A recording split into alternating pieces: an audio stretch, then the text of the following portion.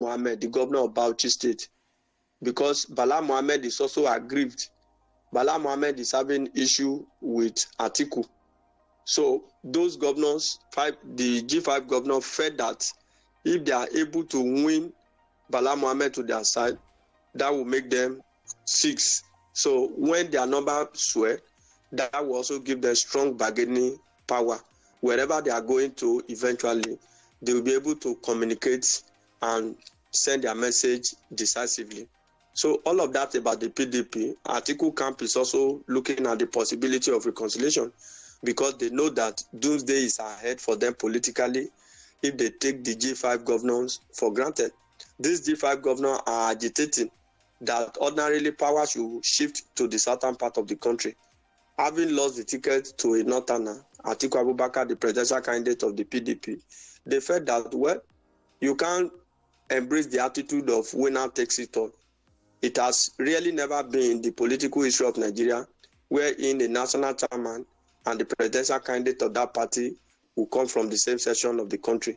And they felt that, based on gentleman agreement, even before the primaries, and even during the emergence of Ayu, the national chairman, he emerged by consensus, not by election, because some people supported him. And there was a caveat that in the case that a northerner emerges, he will relinquish his position. Now, after testing that power, he felt that his tenure is for 4 years.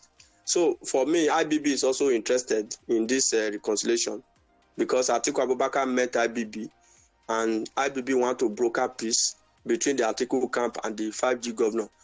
Don't also forget, too, that IBB was also instrumental.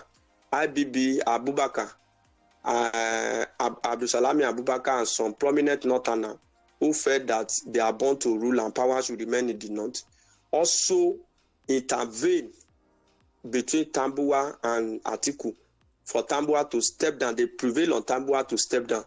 That rather than they losing the ticket to a southerner, they should step down so that they will get the tickets in the north. So IBB, for example, will not do anything that will be patriotic to Nigeria. It's all about the northern agenda and what have you. And of course, people talked about rotation that is unconstitutional, zoning that is unconstitutional. But don't forget, the Constitution in Section 40 did say that no section of the country should be allowed to take dominance in appointment in governance over the other. So it's all about fairness and equity. So for me, reconciliation is a good one. All right. For them, that is about that is about the PDP. Yeah, Austin, quickly, let me ask you this. Peter Obi seemed to have defied speculations in Atiku's camp that his momentum will soon die off. And then, what is the Peter Obi effect in this if the reconciliation takes place? Well, Peter Obi is particularly popular in the southern part of the country. Nobody can take that away. Those who have felt that Peter Obi may not become the president of Nigeria, not because he's not competent, but because of his not too rooted popularity in the northern part of the country. Because whether you are popular in the south, that does not translate to the fact that you emerge the president at the end of the day. So you can't take that away from him. He has court followership in the southern part of the country, especially southeast and south-south. If PDP reconcile with the G5 governors, of course, Peter Obi will still continue to be, but his chances of winning the election might become slimmer. That's just the truth. His chance of winning the election might become slimmer. Then also look at the issue of Peter Obi. Some people felt, he's only on social media. It has gradually become a movement, because at some point people are really tired of the two dominant party, APC, PDP. That's just the truth. PDP messed up the country. That's just the truth. PDP was a disappointment to the country, even while they were in power. They had the opportunity to make Nigeria better. They didn't do that. The argument today is a price of rice, bag of cement. But how about fundamental issue, critical infrastructure? APC, on the other hand, who is currently in government, is also a disappointment. That's just the truth. So a lot of people are of the opinion that if we can have a third force a party that is neither PDP nor APC. Imagine, because whether we like it or not, politics and sentiment apart, APC and PDP brought us to the level where we are now in the country. Austin. There are a lot of misgovernance, maladministration that has resulted in negative ripple effects. Austin. And that is what we are currently suffering in the country. Yeah, Austin, if we are looking for a third force, for example, some see Labour Party as a dominant third force, but look at it. Most of their candidates are people that are aggrieved, moving from the old horses, that's the APC and the PDP, down to the Labour Party. So where's the third force? It's still recycling the same set of people. Yes, Chike, if we talk about the third force, the Nigerian political situation is so peculiar in such a way that if we talk about new breed, we are not talking about people from heaven. It's still going to be people who are within the ruling elite in the country. But at the end of the day, there is something that will give them an edge more than the other.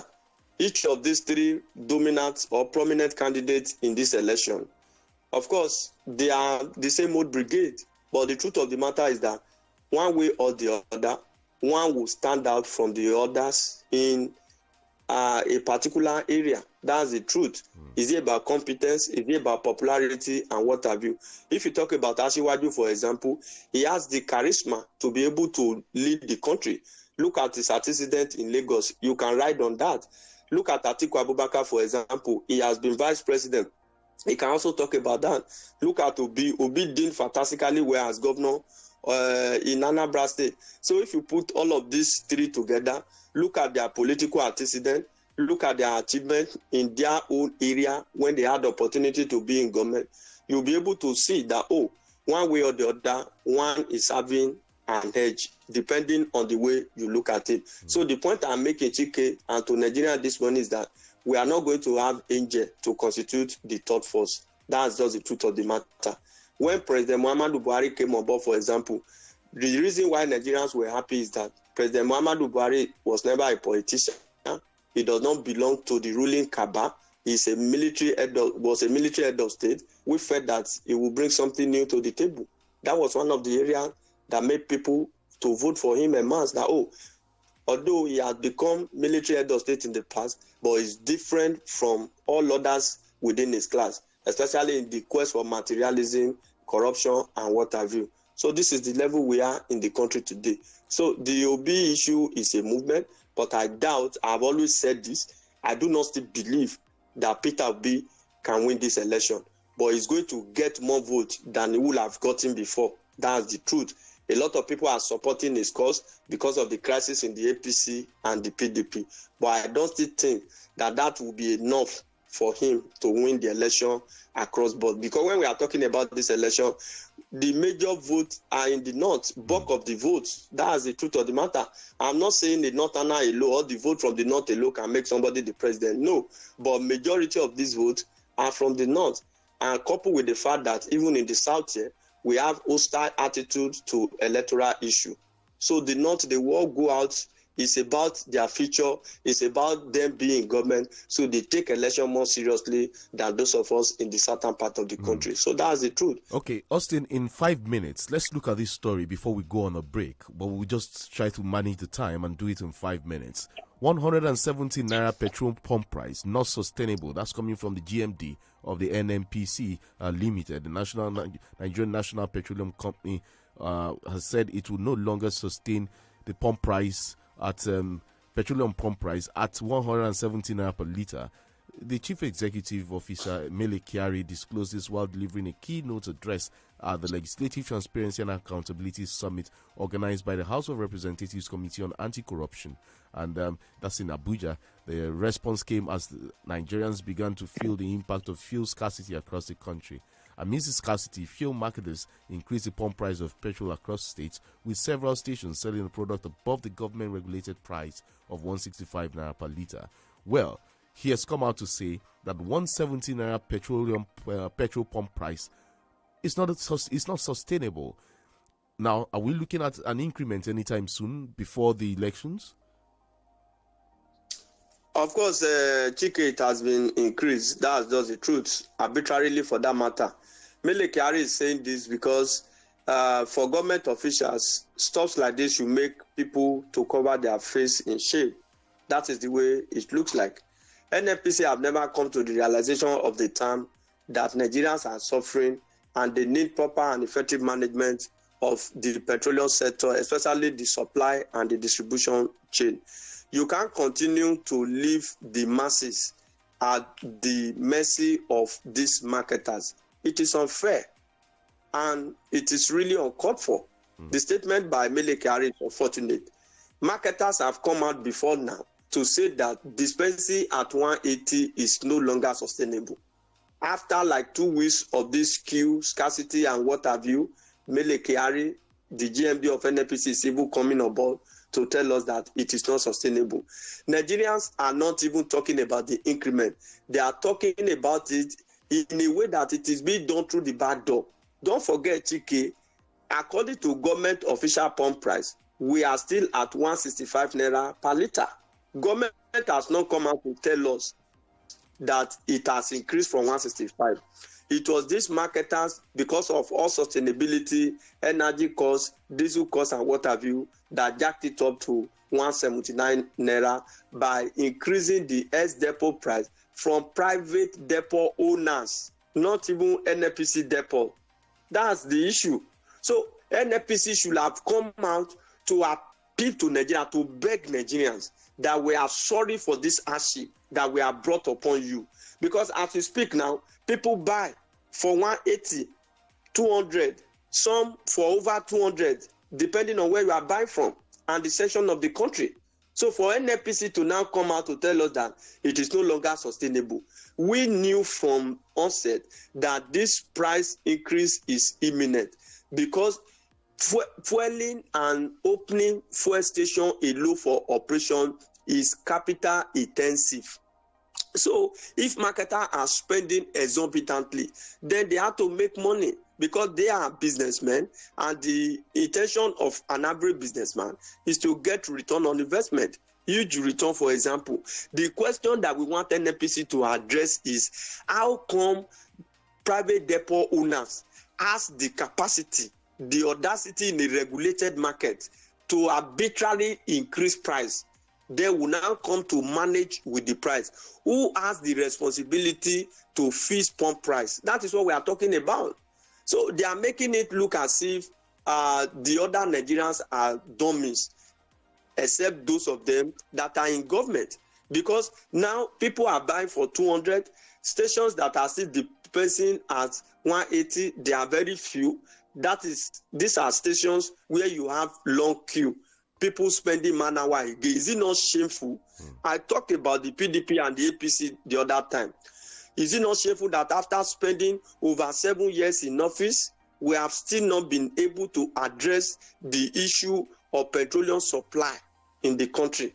If you want to increase the pump price, come up, let Nigerians know that based on so and so factor, it is no longer realistic and sustainable to dispense at the former pump price. Then you give us a new pump price.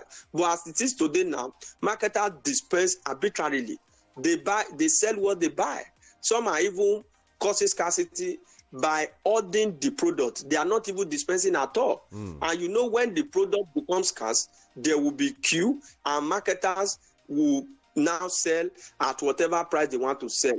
And Nigerians who are commuters and vehicle owners, they will come to the realization of the fact, they will console themselves that, oh, if we even see it to buy, it is not expensive, so we can buy at exorbitant price. I want to conclude by reminding the APC government that they now pay more for subsidy. Nigerians now pay more for pump price. Is that fair? And this was a government that told us that subsidy was a scam. At the time, we were dispensing for 187 naira per litre.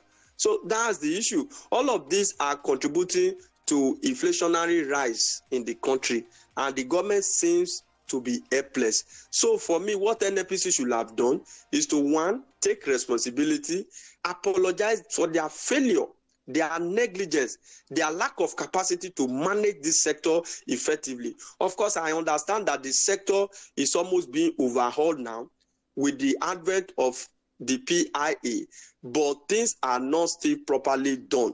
because the government is still regulating the sector. You have not fully removed subsidy. You know, it sounds laughable and illogical if government is coming out to say that buying at 180 is not sustainable. Who increase it to 180? Yeah, Austin. The last time government was 165. You said it sounds laughable, right?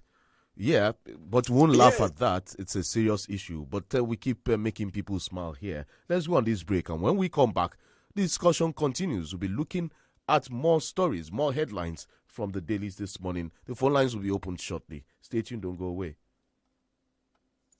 Trailblazer Academy and Edu Consult, an ultra-modern tutorial center situated in a conducive learning environment. With Trailblazer Academy, admission into universities and other higher institutions of learning is made easy. Trailblazer provides qualitative A-level lectures to secondary school leavers willing to gain admission into 200 level in the university through direct entry. Student center lectures for students preparing to write their WAEC, NECO, GCE, UTME, and post-UTME. Students also benefit from career path counseling, computer training, and admission support. All these are provided to students at minimal charges. Trailblazer Academy and Edu Consult is located at Kilometer 3, opposite Ajorosun Garden City, Oduoba, Moniya Isenyi Road, Ibadan. Call 081-6599-9425 or 090-4705-1634. Trailblazer Academy and Edu Consult. Honesty, integrity, and excellence is our hallmark.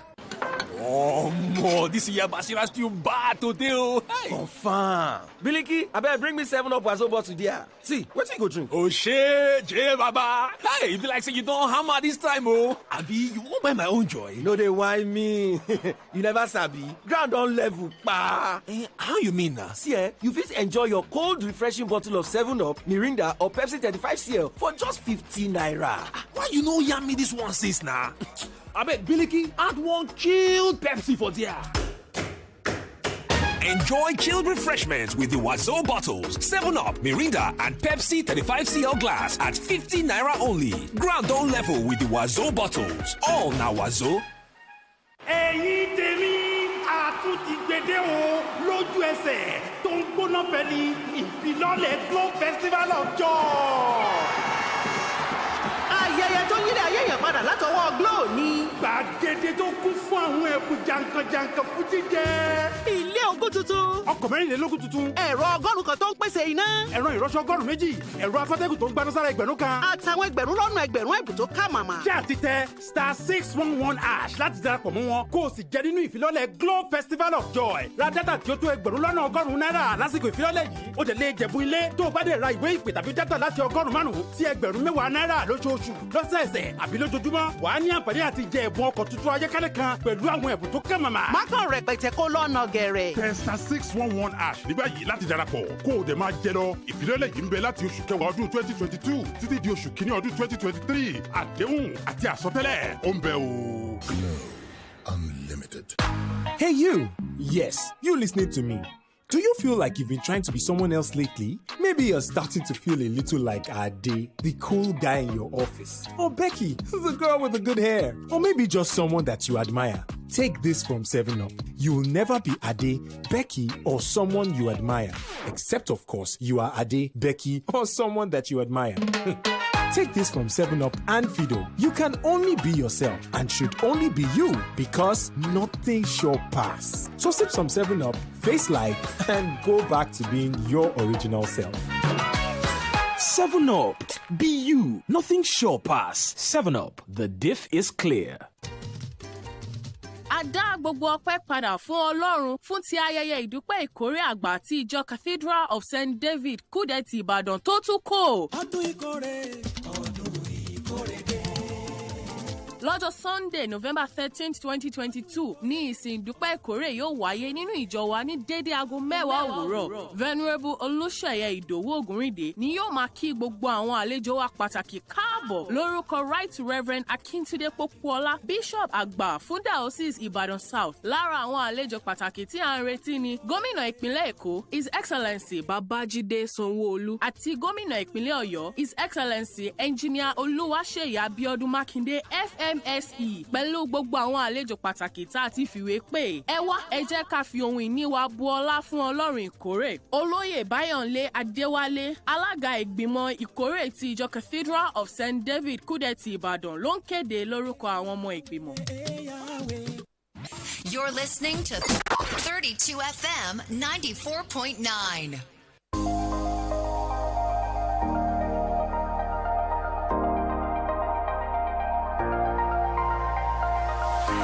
Welcome back from that break. Let's see some messages on Facebook. We have here Bola Tita Mokwe, Olasheinde, Abibola Yinka. Okay, good morning to you. Okediran Babatunde says, okay, good morning to you. Politicians do not have shame. They may come together, but the position of the G5 is clear. It is give and take. Let us see how it goes. If Ayu is ready to step down just for the benefit of the PDP. Greetings to you, Omo Ajao.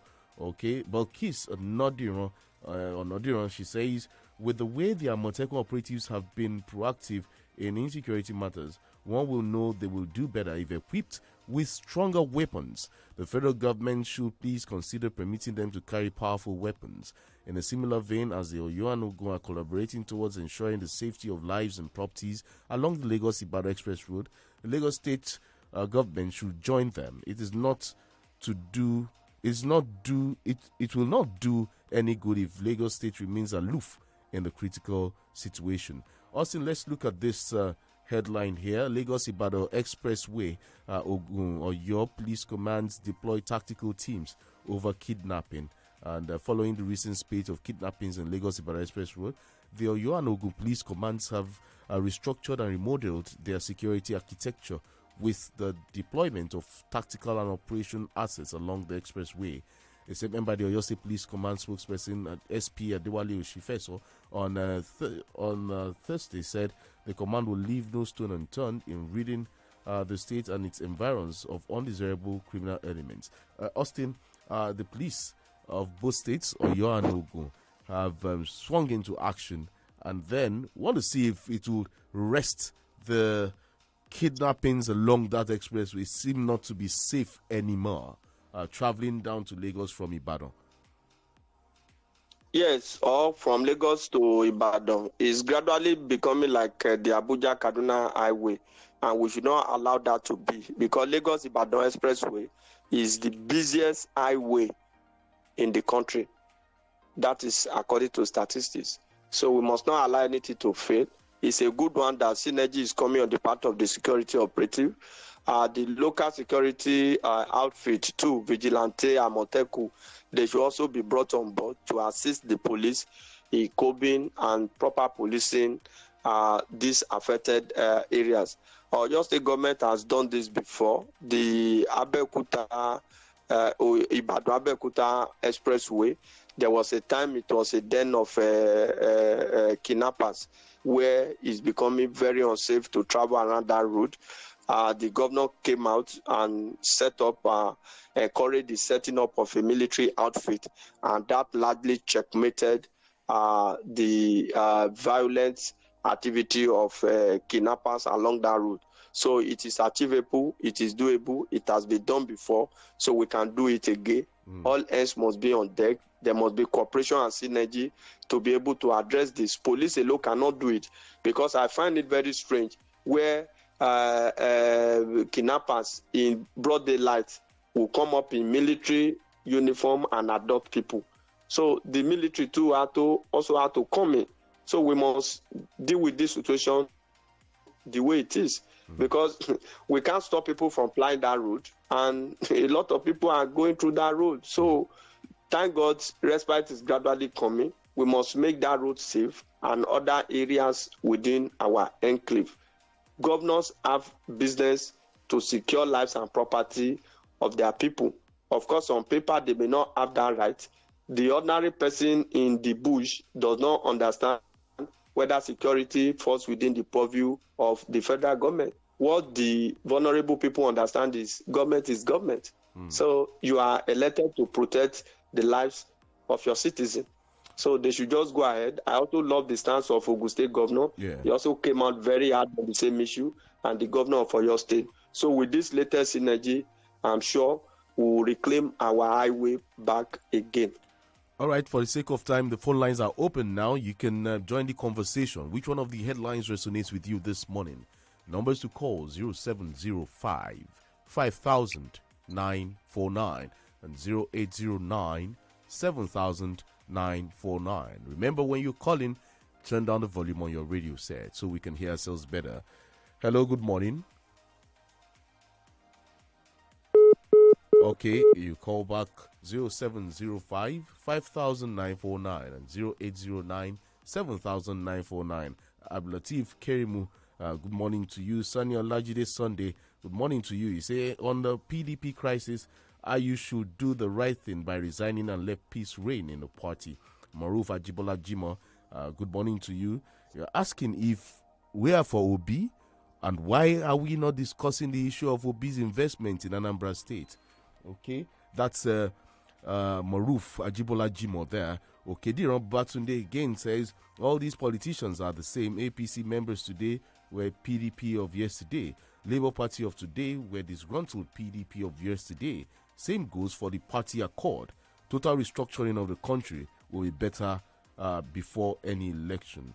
Okay, 0705 5000 949 0809 7000 949. Let's see this message here. Tolulokwe Adeyemi, good morning to you. It is good to know that Governor Abiodun and Governor Seyi Makinde have launched a joint border patrol in order to flush out the kidnappers terrorizing people along the Lagos-Ibadan Expressway, because it will put an end to the incessant kidnappings there on that axis. But the current APC-led federal government should, as a matter of urgency, grant Amotekun Corps a license to bear more sophisticated arms. That's coming from Tolulokwe Adeyemi. Hello, good morning. Hello, good morning, CHIKE. Your name and where you're calling from? Hello, good morning. Hello, good morning. Yeah, this is Fagbemi from Ibadan. Good morning, sir. God bless you and us. Yeah. You see on this Wike and G5 governors, what they are fighting for initially is good and is being welcomed by people. But the way and manner they are going about their struggle now is destructive. In fact, many people have been, falling apart with their struggle. If you say you are fighting for the South, you don't destroy the fortunes of other members of that Santana. We have reps, we have senators who are vying for position in their party. The way they are doing it now is that they want to destroy the fortune of those people. Even to the extent that even Makinde have been accused in Oyo that most of the position in his cabinet are zoned to his own local government. They even mentioned the position. And you say you are fighting for justice. So they should be open to reconciliation. If they still help bent or say they want to destroy the party, people will not follow them. Wike is not the only person that holds the party or the G5. Bala cannot join them. They should find a way to settle the problem instead of bent on destroying PDP. That is not the way to go. Good morning. All right, good morning. Thank you for calling. Let's receive more calls. 0705 5000 949 and 0809 7000 949. Hello, good morning. Good morning. Your name and where you're calling from? I'm delighted to hear from our friend, Fagbemi, and you have mentioned it to me this morning. The point is, what justice are they even fighting for? Bala Mohammed will never join them. They are merely deceiving yourself. But I'm delighted it was people who said that they are open for reconciliation. So it is even good that it is even coming from him now. And I believe they are trying to get the former president, Goodluck Jonathan, to intervene. If Jonathan intervenes, he is in a position to convince from Wike, because Jonathan is the godfather. Why am I saying so? In Rivers State election, the gubernatorial, the mega rally that was held, former President Goodluck Jonathan was not there. From Wike was equally absent. So it's only Goodluck Jonathan that can talk and put sense into him. And I love what Mr. Fagbemi said. Why do you want to destroy the house that you have built because of your own political ambition? But it's good. Ike is the one coming out with that solution after doing a lot of damage. Let's see how they are going to amend the fences.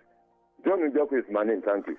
All right, thank you, John, for calling 0705 5949 0809 7949. Omo Bashara Abiola on Facebook says, whether the PDP reconcile or not, the truth of the matter is the 2023 presidential election is supposed to be in between Tinubu and Obi because President Muhammad Buhari comes from the northern part. Well, it's a long read, and his 8 years tenure will soon come to an end by next year. Honestly, Northerners cannot be president of the Federal Republic of Nigeria for 16 years consecutively. It is time for Southerners. A nice day to you, too. Hello, good morning. Hello, good morning. Your name? Good morning, sir. I'm Michelle from now. All right, let's have your thoughts. Like what the analyst said on Lagos Ibadan, I think I commend the state government, Ogun and Oyo State, because I can recollect vividly, maybe around February 2nd, when Governor Dapo Abiodun and Shima Kinde collaborate to establish patrol team in that axis. So I think if they can revisit that template, so they can still work it out. But I don't know why Lagos decided not to collaborate with them, because that Lagos especially connects with 3 different states, which Lagos is part of them, and that is a commercial hub, especially for we that we are living in the southwest now, and the festive period is coming over. That means remains some few weeks now. So the federal government needs to collaborate with this state government to do enough in that axis. That's my own take. Thank you. Thank you, Suleiman Sharif. This morning, 0705 5949 and 0809 7949. Those are the numbers to call. Hello, good morning. Hello, good morning, Chike. Good morning. This is Onodiran from Ibadan. All right. First off, I don't understand why the Lagos State government is not joining Oyo State and Ogun State. Because I can remember when Oyo and Ogun State collaborated for that Ibadan and Abeokuta road. Ideally, there are commuters from Lagos State that apply that road. Lagos State did not join them. So now for the Lagos to Ibadan Expressway, if you are going to have a governor who is not going to join, it should even be Ogun State governor. But still, he joined governor of Oyo State, to ensure the safety of lives and property. Just like I stated in the message I sent earlier, at this critical situation of insecurity in Nigeria, it would be better for the Lagos State to join them. Or is there something I don't understand? So let me commend those 2 governors for being proactive and, of course, for not waiting for the federal government, whose responsibilities are already overwhelming when it comes to insecurity. Good morning. All right, good morning, Balkis. Raji Afiz Abiola, your message is acknowledged here. And I see Boluwati Fair Ademi Juwa and Omo Adekunle. Austin, to wrap this thing up, because we just have some 2 minutes to go. There's this story here, and it is becoming alarming daily. A 16-year-old boy allegedly rapes brother's wife and 9 girls in Ondo State. This issue of rape, especially from a minor, is becoming incessant lately. Where are our moral values? This decadence has to stop. Yes, the moral value is gone. That is the major issue that we have in the country. Also, you have just 40 seconds to react to this. 40 seconds. Religious leader and our leaders at all levels must ensure that we work on our moral value. If our moral value is eroded like it has been, there will be social vices, moral decadence here and there. If you look at that guy, it's not just that he raped his brother's wife. He's a serial rapist. So that's the truth. At 16? Yes, people like that should have their head examined. At 16, what would be your profile? To have raped 9 other girls and your brother's wife? Something fundamentally is wrong. I think the issue of our mental health also come to play here. So we have to really address that. Then on the issue of Lagos Ibadan Expressway, I think we should not whip up unnecessary sentiment. This kidnapping happens mostly in the domain of Oyo and Ogun. Also, we have to go. The first one, The first one happened around Guru Maharaji. So Lagos can still join, but let us not whip up sentiment as far as that is concerned. The most important is that two governors have come together. Let us address the issue and make the highway safer. Thank you for featuring on the Breakdown Newspaper Review this morning. Thank you, Chike, for having me. All right. Thank you, dear listener, for being there. The Paper Review comes back on Monday at 6:30 a.m. Up next is a sponsored program, Pastor Kija Jaya, and after that will be Baba Fendo with Temilade Aluko. I'm Chike OGBOGU. Join me by 9 a.m. on the program The Podium. Bye for now.